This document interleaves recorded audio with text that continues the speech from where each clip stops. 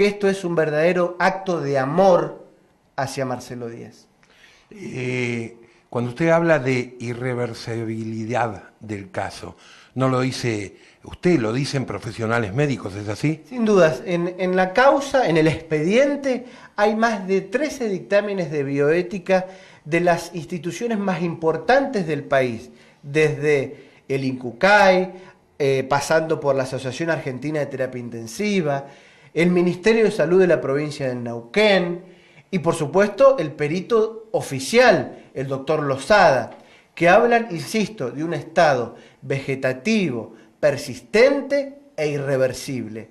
Así que desde la ciencia médica esto ya está zanjado y de hecho el fallo del Tribunal Superior de Justicia de Neuquén y el dictamen de la doctora Gil Carbó son muy claros en este sentido.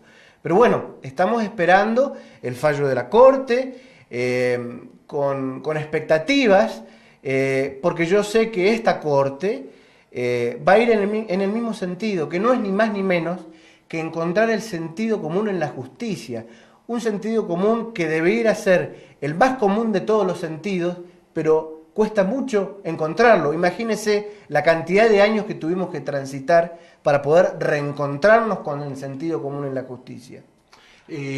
Con respecto a este fallo que se espera, ¿ha venido gente aquí a Neuquén de la propia Corte Suprema de Justicia?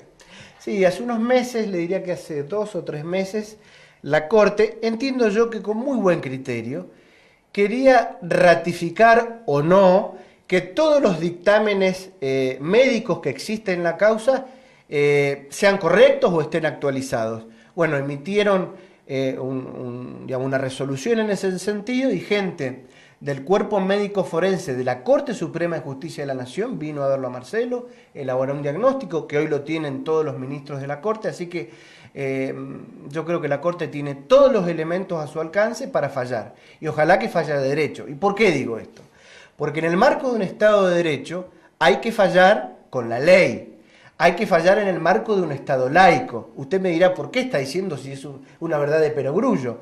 Bueno, la primera y la segunda instancia que rechazó nuestro pedido, en alguno de sus fundamentos y en alguno de sus párrafos, citó a encíclicas papales. Uno puede estar mucho, nada o poco de acuerdo con estas encíclicas, pero a mí me parece que en una sentencia de un juez poco tienen que ver, porque un juez tiene que fallar de derecho, un juez tiene que fallar en el marco de un Estado laico y no en el marco de un Estado confesional. Justamente, y por último, Pica, usted me va a entender. Primera cosa, ¿usted es creyente? ¿Usted es católico? Sí. Soy practicante, voy a la iglesia y porque esto ha sido motivo de debate en muchos lados.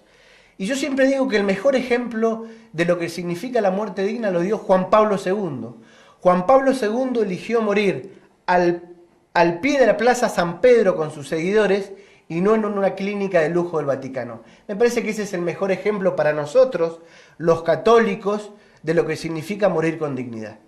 ¿Y qué le responde, ahora sí, por último, qué le responde a la gente de Neuquén, de Río Negro, quizá también de otros lugares del país que dicen que el hombre, o en este caso ni sus hermanas, ni usted como abogado de la familia tienen derecho a, entre comillas, sacarle la vida a Marcelo Díez? Yo le respondo con una pregunta. En el nombre de la ciencia y con la aparatología y con el avance de la ciencia, ¿tenemos derecho a arrancarle la dignidad al moribundo? Yo creo que no. Me parece que esa es la mejor respuesta. En estos días murió Gustavo Cerati. Digamos que en otras circunstancias y con otra característica de su enfermedad, también se pensó muchas veces a decirle a la madre, bueno, no hay nada que hacer. ¿Le llevó a pensar todo esto con respecto al caso de Marcelo Díez? Sí, yo no sé bien en términos médicos si hay paralelismos. Gustavo Cerati, en mi caso particular, fue una de las personas más influyentes de mi adolescencia. Pero bueno, en este caso la madre quiso respetar y prolongar la agonía de nuestro gran maestro de la música Y también es respetable esa situación. Lo que nosotros decimos es que la Ley Nacional de Muerte Digna está para ser usada o no. No obliga a nadie. Pero si alguien la quiere utilizar, si alguien quiere utilizar los derechos que vino a consagrar esta ley, ¿por qué negarlo? Me parece que ese es el fondo de la cuestión. Los marcos normativos conceden derechos, pero no obligan a nadie. Pero si alguien quiere hacerse de esos derechos, nada ni nadie puede impedirlo. Agradeciéndole muchísimo lo que quiera usted agregar, el micrófono es suyo.